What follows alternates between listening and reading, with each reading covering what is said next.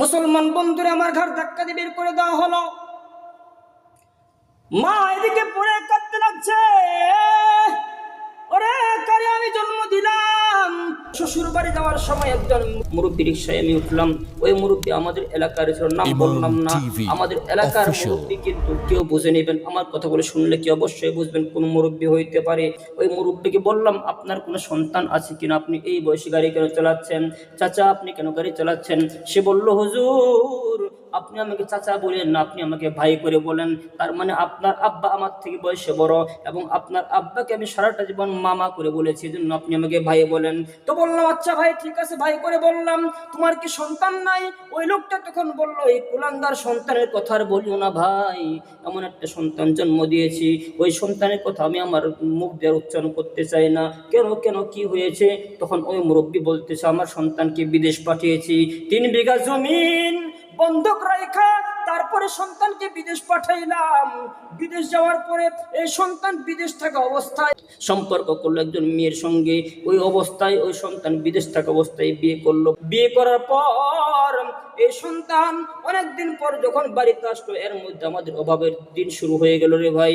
বাড়ির মধ্যে কোনো খাবার নাই, বুড়ি কি খাবে, আমি কি খাবো, কোনো খাবার দাবার নাই, এমন অবস্থা হয়ে গেল। বাকি জমিনটুকু বিক্রি করে দিলাম, কিন্তু কোনো উপায় আর ছিল না।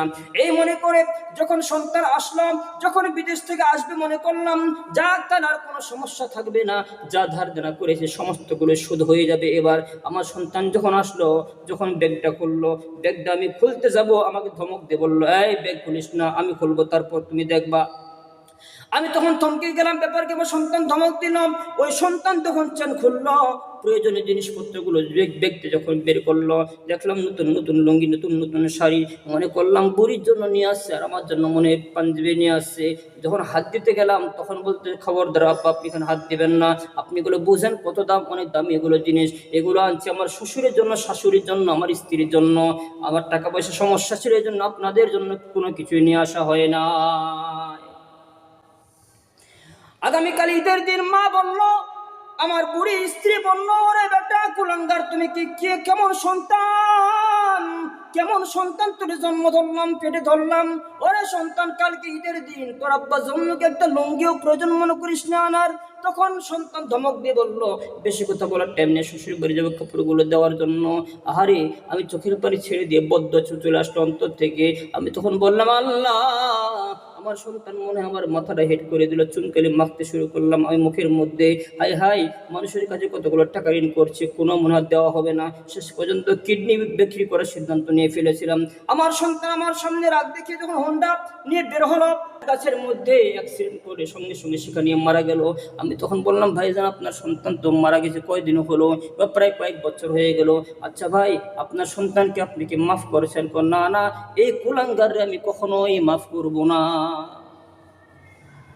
আমি তখন বললাম, ও ভাই, তুমি যদি মাফ না করো তাহলে তোমার সন্তান আগুনে জ্বলবে। বলতে জ্বলুক জ্বলুক, আমার কোনো কিছু করার নাই। আমাকে কষ্ট দিয়ে গেলো যে সন্তান, এই সন্তান আমার থাকাতে না থাকাই ভালো, জান্নাতে গেল বা জাহান্নাম গেল সেটা আমার দেখার দরকার নাই। আমি তার হাতটা ধরে বললাম, ভাইজান মাফ করে দাও, সবচেয়ে বড় গুণ হলো মাফ করে দেওয়া। রব যত আমরা গুনাহ করি, রব কিন্তু মাফ করা পছন্দ করে। বান্দা যখন মাফ চায় তখন কিন্তু রব পছন্দ করে। আল্লাহ রাব্বুল আলামিনের আরশ আজিমের নিচে একটা নূরের খাম্বা থাকে, যখন বান্দা কান্দে কান্দে মাফ চায়, নূরের খাম্বাটা তখন এমন করে কাঁপতে শুরু করে দেয়, ভাইব্রেশন শুরু হয়ে যায়। রব তখন সেই খাম্বাকে জানা সত্ত্বেও জিজ্ঞেস করে, ও খাম্বা থেমে যাও। তখন খাম্বা বলে, কেমনে করে থামবো, এখনো তোমার বান্দাকে মাফ করো নাই, যদি তোমার বান্দাকে মাফ করে দাও আমি খাম্বাও আর এখান থেকে ভাইব্রেশন বা কাঁপবো না। তখন আল্লাহ তাআলা বলতেছে, আমার ইজ্জতের কসম তুমি থেমে যাও। তখন বলতেছে, আমি ওই বান্দাকে মাফ করে দিলাম। তখন এসে খাম্বা থেমে যায়, বলেন সুবহানাল্লাহ। মুসলমান বন্ধুরা আমার, এরকম বিভিন্ন জায়গায় বিভিন্ন ঘটনা ঘটে। একমাত্র দ্বীনি শিক্ষা ছোটকাল থেকে না থাকার কারণে এই সমস্যাগুলো ঘটে। আমরা ছোটকাল থেকে হাট্টিমা টিম, তারা মাঠে পারে টিম।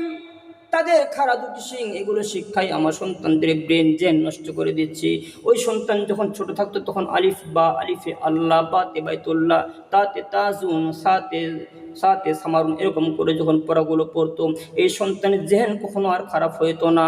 আলিফে আল্লাহ বলতে শিখতো, কিন্তু আলিফে আলিফ লাইলা বলতে কিন্তু শিখতো না এই সন্তানটা আস্তে আস্তে করে যখন বড় হইতো, যখন তার স্বর আ কথাটা খেয়াল থাকবে তখন আল্লাহর কথা তার খেয়াল চলে আসবে, যখন বা কথাটা খেয়াল থাকবে তখনই তার বাইতুল্লাহর কথাটা খেয়াল থাকবে, তখনই মনে করবে কবে যাব গো, কবে যে ছোটকালে বাইতুল্লাহর কথা পড়েছি, আয় আল্লাহ আপনি আমাকে কবুল করেন, একবার না হলো বাইতুল্লাহ দেখায় তারপর আমার মৃত্যু দেন, ঠিক কিনা বলে? ও মুসলমান, ছোট্টকালের কথাগুলো খেয়াল থেকে যায়। ওই যে আমরা গল্প করি ছোটকালে অমুক দিঘির পারে আমরা বসেছিলাম রে বন্ধু, কতই মজা করেছি, ডাংসিটি খেলাইছি, এরকম করে আমরা গল্প করি। ও মুসলমান, এই জন্য ছোট্টকাল থেকে আমরা যখন নিজে আদব বলা হবো, সন্তানদেরকে আদব শিখাবো, ভাই জানো তখন এই সন্তান কিন্তু আল্লাহ ওয়ালা হওয়ার সম্ভাবনাই থাকে।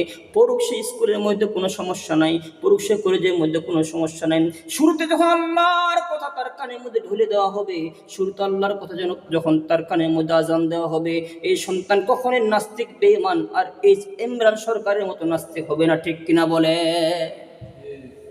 এই সন্তান তাসলিমা নাসরিন হবে না, এই সন্তান এই ইমরান সরকারের মতো নাস্তিক হবে না, আসাদ নূরের মতো নাস্তিক হবে না। এই সন্তান আল্লাহ ওয়ালা সন্তান না হলেও আল্লাহ ওয়ালা আরিফ বিল্লাহদের সঙ্গে চলে চলে ওদের সঙ্গে থেকে থেকে ওদের মতো হওয়ার চেষ্টা করবে, ঠিক কিনা বলেন? এই জন্যই বলতেছিলাম বাবা, শিক্ষার অভাব। আল্লাহ তাআলা বলতেছে, ওয়া ক্বাদা রাব্বুকা আল্লা তা'বুদু ইল্লা ইয়্যাহু ওয়া বিল ওয়ালিদাইনি ইহসানা ইম্মা ইয়াবলুগান্না ইনদাকাল কিবার আহাদুহুমা আও কিলাহুমা উফফি ওয়া লা তানহারহুমা। রব্বে কারীম এবার দোয়া শিখিয়ে দিচ্ছে আমার, তোমরা দোয়া করো তোমাদের পিতামাতার জন্য। ওয়া ক্বাদা রাব্বুকা আল্লা তা'বুদু ইল্লা ইয়্যাহু ওয়া বিল ওয়ালিদাইনি ইহসানা ইম্মা ইয়াবলুগান্না ইনদাকাল কিবার আহাদুহুমা আও কিলাহুমা উফফি ওয়া লা তানহারহুমা ওয়া কুল লাহুমা কাওলান কারীমা ওয়াখফিদ লাহুমা جناح الذل من الرحمة وقل رب ارحمهما كما ربياني صغيرا। বলেন আল্লাহু আকবার। মুসলমান বন্ধুরা আমার, যে কথা আমি বলতেছিলাম, তুমি যদি তোমার পিতাকে পাও সেই পিতার সেবা করো, মাতাকে পাও মাতার সেবা করো, পিতা পাও নাই মাতা পাও নাই, পিতাও কবরে চলে গেছে মাতাও কবরে চলে গেছে, আহারে পিতাও নাই মাতাও নাই, কত রকম ভাবে দুঃখ রে বাবা, পিতাও নাই মাতাও নাই, কি করবে এখন, পিতা মাতা কেউ নাই কিন্তু কবরে চলে গেছে, কেমন করে সেবা করবা, কেমন করে যত্ন করবা? ওই পিতা মাতার বারবার খবর নাও, কবরটার খবর নাও, বেশি বেশি করে সবরে সানি করার চেষ্টা করো, কবরের পাশে যে জিয়ারত করো, যদি জিয়ারত করতে পারো রে সন্তান, তাহলে পিতা মাতা জীবত অবস্থায় যেরকম খেদমত করতা সেরকম খেদমত করা সব পাইবা। এরপর পিতামাতা চলে গেলে হাদিসের মধ্যে আসছে, ওই পিতামাতার চাচা, পিতামাতার ওই যে পিতামাতার ভাইরা, খালারা অথবা কাকারা যারা বেঁচে থাকে তাদের সেবা করো, তাদের বাপের স্থানের মধ্যে সম্মান দিতে শুরু করে দাও, পিতামাতার খেদমত করা শুরু হয়ে যাবে। ওই পিতামাতার সঙ্গে বাবার সঙ্গে যে সমস্ত বন্ধুরা চলতো তাদেরকে একটা চা খাওয়াইলে কি এমন ক্ষতি হবে, তাদেরকে চা খাও। তুমি তো জানো অমুক রিক্সাওয়ালা আমার আব্বার সঙ্গে খুব চলতো, অমুক ব্যবসা আমার আব্বার সঙ্গে খুব চলতো, তাকে ডাকো, একটা চা খাওয়ার দাওয়াত দাও, তাকে ডাকো, বাসায় গিয়ে একটু খানা খাওয়াও। যদি এই কাজ করতে পারো তাহলে নবীজি বলতেছে তোমার পিতামাতার খেদমত করার সওয়াব পাইবা। এরকম করো। এই জন্যই বলতেছিলাম, একটা ঘটনা মনে হয়ে গেল। সাধারণত স্কুলের বাচ্চারা, ছোট ছোট বাচ্চারা দেখবা, যদি কারো বাপের একটা চক্ষু অন্ধ হয়, অন্যান্য সন্তানরা রেগে রেগে তাকিয়ে কিন্তু রাগায় চেতাই, কিরকম ভাবে চেতাই, কানার সন্তান কানার সন্তান। যদি কারো বাপের একটা হাত ভাঙ্গা হয় তখন বলি ভাঙ্গার সন্তান, বা হাত ভাঙ্গার ছেলে হাত ভাঙ্গার, এরকম করে রাগাই। এরকমই একটা ঘটনা মনে হয়ে গেল। ও মুসলমান, এই কথাগুলো মন দিয়ে শুনবেন, হয়তো জীবনের শেষ এটাই হতে পারে বাবা। এখানে আপনাদের অবশ্যই কিছু শিক্ষা অবশ্যই হবে। এই সন্তান যখন বারবার রাগাইতো চেতাইতো, এই সন্তান তখন একদিন ডিসাইড করলো, সিদ্ধান্ত নিয়ে ফেললো, আমার আম্মাজান যখনই আসবে আমার আম্মাজানের হাতে আর খানা খাবো না। তার আম্মার একটা চোখে অন্ধ ছিল, কিতাবের মধ্যে রাখছে, তার আম্মা যখন খাবার নিয়ে আসছে, খাবার যখন নিয়ে আসে ঢুকবে এই দিক দিয়ে, অন্য গেট দিয়ে মাদ্রাসা থেকে সন্তানটা পালিয়ে গিয়েছে। সন্তানের মা বারবার সন্তানকে খুঁজলো, হুজুর আমার সন্তান রিশাদ কই গেল, নাম ছিল রিশাদ কই গেল। হুজুররা বলতেছে এই মাত্র তো ছিল, এই দেখো তো রিশাদ কই গেল। এমন করে খুঁজতে 1 ঘন্টা 2 ঘন্টা 3 ঘন্টা হয়ে গেল। মা খাবার নিয়ে দাঁড়িয়ে আছে। সারাদিন মা অন্যের বাড়ির কাজ করে, দাসের কাজ করে, আর কষ্ট করে রুটি বানিয়েছিল আর গোস্ত বানিয়েছিল, কিন্তু খায় না, সন্তান রে পায় না। এমন করতে করতে অর্ধেকটা দিন চলে গেল, মার পেরেশান বেড়ে গেল। একটা দিন চলে গেল, মার তোর ঘুম আসে না, মা প্রায় পাগল পারা হয়ে গেল। কোথায় গেল আমার রিশাদ রে, কোথায় গেল আমার সন্তান, কলিজা আমার কোথায় গেল? বাবাও তো নাই, বাবাও তো মারা গেছে, একমাত্র একটা সন্তান কোথায় গেল রে বাবা? এই মা সারাদিন খুঁজতে কিতাবে লিখছে ওই মা কিন্তু ভিক্ষা করতো বাবা। ওই ভিক্ষা করতে করতে একটা ফটো ছিল তার বাড়ির মধ্যে, ছবি ছিল। ওই ছবিটা বারবার মানুষকে দেখাইতো আর বলতো, কাকা গো এই সন্তানটা কখনো দেখছেননি? কোনায় সন্তান দেখি নাই রে মা। এমন করে সন্তানকে বারবার খুঁজতে একদিন চলে যায়, 2 দিন চলে যায়, 1 সপ্তাহ পর্যন্ত চলে গেল। মার তো খানা পানি হারাম হয়ে গেল। এই মা কি করবে? এখন তার ঘুম হয় না, সারাদিন ভিক্ষা করে পেটে দেয়, আর যখন শুয়ে থাকে তখন চোখের পানিগুলো ছেড়ে ছেড়ে কান্দার, বলতে, বাজান রে কোথায় গেলি রে বাবা, আয় আমার বুকের মধ্যে ফির আয়। এরকম করে মা সারাক্ষণ খালি কাঁদতো, এরকম করে কাঁদতে কাঁদতে 1 মাস চলে গেল, 2 মাস চলে গেল, 1 বছর চলে গেল। এলাকার লোকগুলো এসে সান্ত্বনা দেওয়া শুরু করলো। এলাকার লোকগুলো এসে বলতেছে, ও মা, মনে হয় তোমার সন্তান মারা গেছে। ও আব্দুর রহিম, এই কথা বলিস না রে, আমার কলিজা এই বয়সে মারা যাইতে পারে না। আমার সন্তানের সঙ্গে কোথাও না কোথাও রাগ করে আছে। আমার সন্তান অবশ্যই আমার কোলে ফিরে আসবে। 1 বছর চলে যায়, 2 বছর চলে যায়, 3 বছর চলে যায়। মা এমনিতে বার্ধক্য এসে গেল, বুড়ি হয়ে গেল। মা কাঁদতে কাঁদতে অসুস্থ হয়ে গেল। এরকম করে যাইতে যাইতে প্রায় 16 বছর কোনো খবর নাই, 17 বছর কোনো খবর নাই।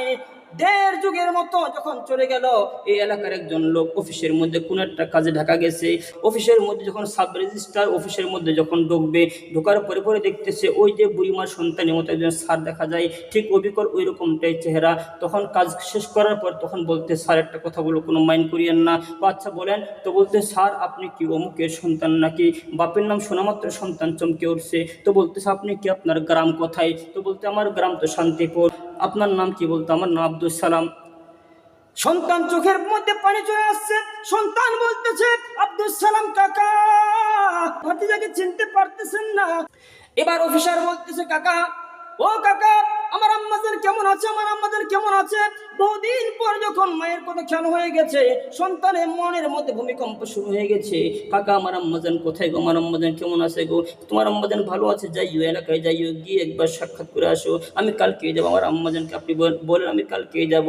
এর মধ্যে সালাম কাকা যখন বাড়িতে চলে গেল, যাওয়ার পরে বুড়ি তো গুনগুন করে গীত গায়ের কান্দে খালি, পোলা ও সন্তান, ও কলিজা তুই কোথায় গেলে রে বাবা? সারাক্ষণ একটাই জিকির। যখন দূর থেকে স্যার খেয়াল করলো, ওই যে আমার মা চলে এসেছে। এখন যদি পরিচয় দেয় এটা আমার মা, না জানি আমার সহপাঠীগুলো সবাই আমাকে নিয়ে ক্ষিপ্ত হবে, ওই ছোটকালের মতো আবার চেতাবে আমাকে, ছি, আপনার মা এরকম নোংরা, আপনার মা এরকম ভিক্ষুক। এবার দারোয়ানকে ডাক দিয়ে বলতেছে, দারোয়ান, তোমার পাশে এরা কে রে? তখন বলতে, স্যার আপনার নাম বারবার কেমন জানি জানলো, কেমন জানি আপনার নাম ধরে ডাকতেছে। তো বলতেছে, আমি তো চিনি না, ভিক্ষুক হবে হয়তো। 2 টাকা দে। ও 2 টাকা তো নিবে না, 3 টাকা নিবে না, 10 টাকাও নিবে না। ও যদি না নেয় তাহলে ঘাড় ধাক্কা দিয়া তুই মহিলাকে বের করে দে। এতদিন পর আমার মারে দেখলো, তারপরে একটু দিল কাঁপলো না রে সন্তান। মনের দুঃখ নিয়ে খাবার নিয়ে গেছিল, কিছু খাবারটা নিয়ে আবার বাড়িতে চলে আসলো।